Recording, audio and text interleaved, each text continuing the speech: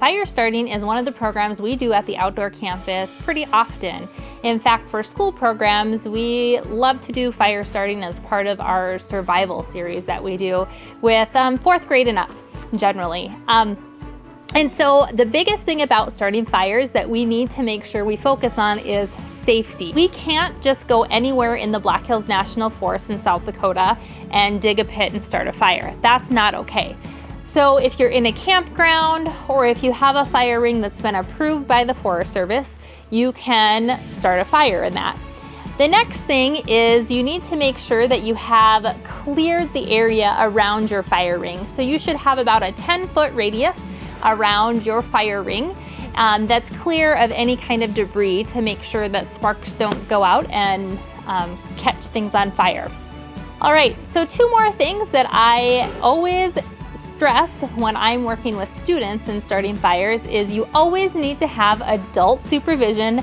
And then the last thing is you always need a way to put out your fire. And so I usually like to have some kind of water source.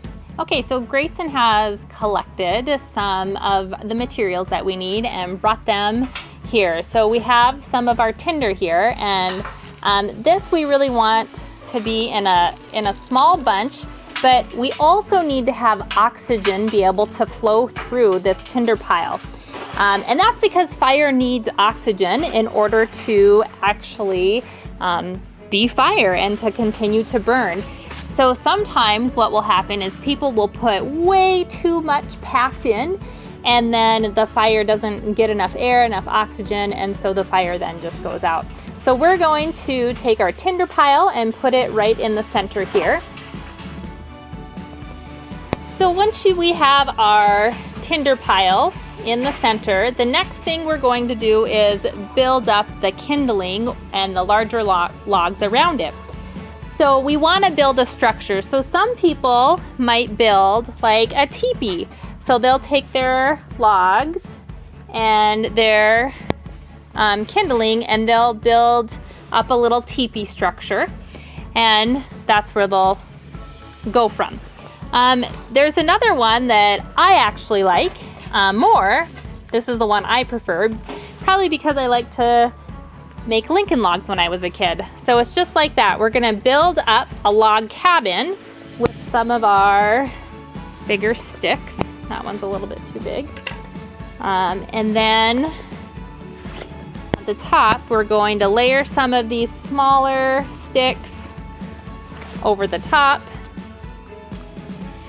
just like that. And then that's where we would start our fire. And we want to make sure that we have some good airflow. All right, once you have your log cabin or teepee, your structure formed for your fire, the next thing we're going to do is we are going to actually light the fire. So today we're going to show you how to use a flint and steel. So there's a lot of different flint and steel options that you can find out on the market. So these are just a couple of the options. So I'm going to show you with each one of these how they work and what you do. So there's some that, like this one, I put my thumbs in both of these, and then we want to be close to where we're trying to get the sparks, as close as possible. And what I like to do is I like to kind of start at the top, and I like to sweep down and kind of flick out. You want to try to throw the sparks towards what you're trying to light, okay? Kind of like this. Okay, that's a little bit of one. So here's a different striker and flint, and same kind of thing, but you want to throw the flames down. I have a little bit more luck with this larger one. See how the flames I'm trying to throw into the fire. And then there's one more, this one right here, and this one has teeth on one side, so the striker is a little bit sharp, so you need to be careful with that. And this is the striker, and this one also has some magnesium on the back, and this is something that you can use as a fire starter. You can peel some of this off with a knife and add it to your tinder, and that helps you start a fire. So you flick it down, flick it down, flick it down. Now we could spend a little time, we will get it eventually. To help us, we can use one of the fire starters.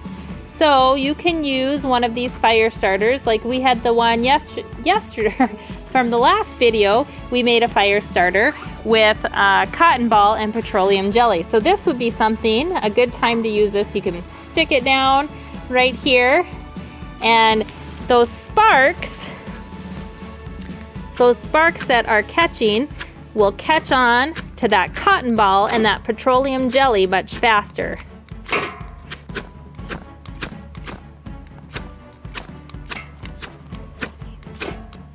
There we go. All right, so it was a lot faster when we used the petroleum jelly. So now we want to very carefully keep this fire going.